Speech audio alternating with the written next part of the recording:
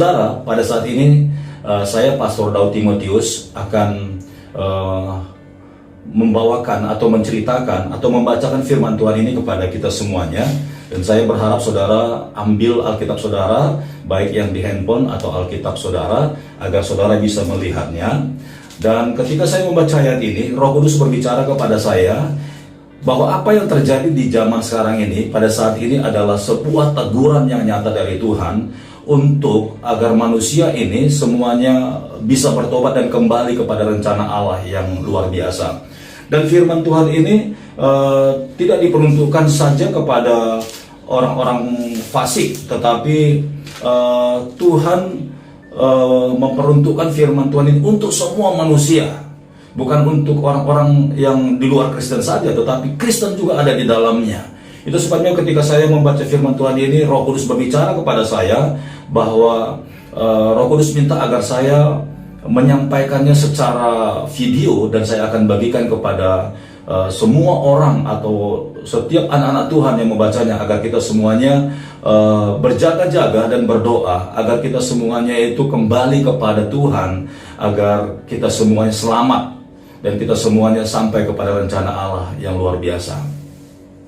Baiklah, saya akan baca saudara. Apa yang saya dapatkan pagi hari ini itu tertulis di kitab Yesaya pasal 2. Kitab Yesaya pasal 2 dari ayat 6. Dari ayat 6 sampai kepada ayat 22. Judulnya adalah hukuman Tuhan terhadap semua orang yang meninggikan diri. Sekali lagi, hukuman Tuhan terhadap semua orang yang meninggikan diri. Semua orang saudara ya. Jadi tidak ada terkecuali, tidak hanya satu suku, tidak hanya satu daerah, tetapi semua orang. Itu sebabnya apa yang terjadi sekarang ini di seluruh dunia, itu kitab Yesaya sudah mencatatkannya. Haleluya. Kita baca pelan-pelan. Saya akan baca dari ayat 6. Hukuman Tuhan terhadap semua orang yang meninggikan diri. Ayat 6. Sungguh telah kau buang umatmu, yakni kaum keturunan Yakub, sebab di mana-mana mereka melakukan tenung seperti di timur. Nah saudara, keturunan Yakub itu adalah Israel, tetapi Israel itu menggambarkan adalah umat Tuhan yang sekarang.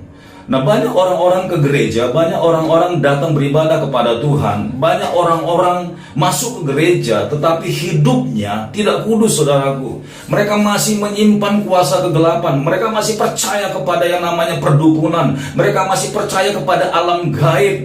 Untuk apa itu mereka kerjakan? Mereka berpikir agar usaha mereka aman, mereka pikir agar pekerjaan mereka selamat, mereka pikir karena banyak tantangan di perjalanan bisnis mereka, karena mungkin kompetitor atau persaingan mereka menggunakan kuasa kegelapan. Tetapi anak-anak Tuhan tidak percaya sedikit pun kepada Allahnya Israel. Anak-anak Tuhan, umat Tuhan tidak percaya sedikit pun kepada Tuhan yang Maha Kuasa. Dan akhirnya mereka mengambil langkah yang sesat, yaitu mereka pergi ke dukun-dukun, mereka pergi ke orang pintar, mereka pergi kepada orang-orang yang bisa memberikan keselamatan mereka, yang bisa memberikan perlindungan kepada mereka waktu mereka melakukan pekerjaan mereka. Nah saudara, di ayat 6 ini, sungguh telah kau buang umatmu, yakni kaum keturunan Yakub, sebab di mana-mana mereka melakukan tenung seperti yang di timur, dan sihir seperti orang Filistin, dan orang-orang asing di antara mereka terlalu banyak.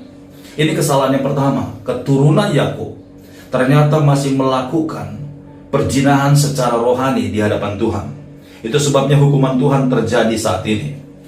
Ayat 7. Negerinya penuh emas dan perak, dan tak terbatas harta bendanya. Negerinya penuh kuda, dan tak terbatas jumlah keretanya. Ini berbicara bahwa anak-anak Tuhan lebih mengejar yang namanya harta benda, lebih mengejar yang namanya keagungan secara dunia, agar mereka seakan-akan dihormati. Banyak anak Tuhan sesat saudaraku, dan mereka punya pemikiran seperti kalau mereka tidak diberkati, kalau mereka tidak menjadi kaya, itu bukan sebuah keberhasilan dalam mengikut Tuhan. Ini salah saudaraku, ini sesat sekali.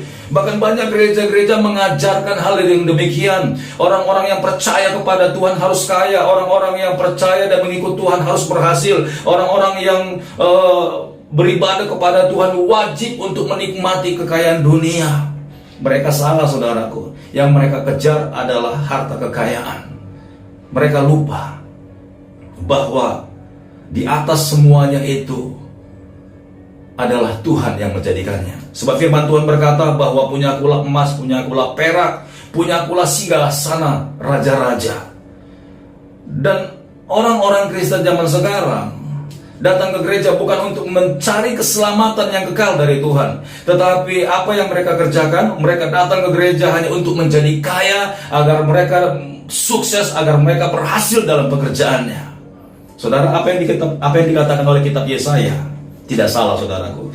Negerinya penuh emas dan perak dan tak terbatas harta bendanya. Negerinya penuh kuda dan tak terbatas jumlah keretanya. Ayat 8. Negerinya penuh berhala-berhala, mereka sujud menyembah kepada buatan tangan sendiri. Dan akhirnya apa yang terjadi, saudara?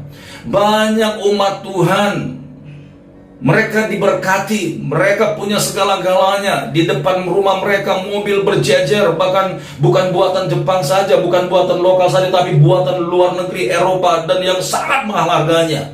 Saudara, tanpa mereka sadari, saudaraku, setiap kali mereka bangun pagi, yang pertama sekali yang mereka periksa adalah mobil mereka. Setiap kali mereka bangun pagi, yang pertama sekali adalah yang mereka hitung adalah harta mereka. Setiap kali mereka bangun, mereka lihat kamar mereka penuh dengan harta benda. Mereka lupa bahwa begitu mereka bangun pagi-pagi, napas mereka masih ada, yang memberikan adalah Tuhan. Mereka lupa dan menjadikan Tuhan itu nomor kesekian, bahkan yang ke-10, saudara. Karena apa? Karena mereka begitu bangun, mereka begitu bangga dengan apa yang mereka miliki. Rumah baru dan rumah besar, saudaraku. Dan harta benda mereka. Dan mereka menjadikan benda-benda itu menjadi sebuah Allah mereka, dan mereka menyembahnya. Mereka tidak bisa tidur kalau tidak lihat mereka. Mereka tidak tenang pergi kemana-mana kalau mereka tidak mengontrolnya. Mereka lupa bahwa mereka tanpa sadar sudah melekat kepada benda-benda itu, saudaraku. Apa yang dikatakan oleh kitab Yesaya pasal 2 menjadi teguran bagi setiap umat Tuhan, bahkan seluruh manusia yang ada di dalam dunia ini, karena mereka semuanya sudah tidak mencari Tuhan lagi. Sekali lagi saya akan baca ayat ke-8. Negerinya penuh berhala-berhala, mereka sujud menyembah kepada buatan tangan manusia. Mobil itu buatan tangan manusia. Emas, perak, permata, dan berlian. Seindah apapun perhiasan saudara, itu adalah buatan manusia.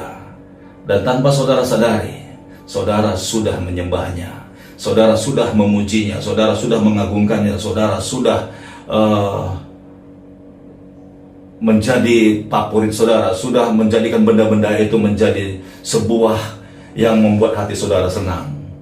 Saudara lupa bahwa ketenangan, kesenangan, kebahagiaan, dan damai sejahtera datangnya hanya dari Tuhan.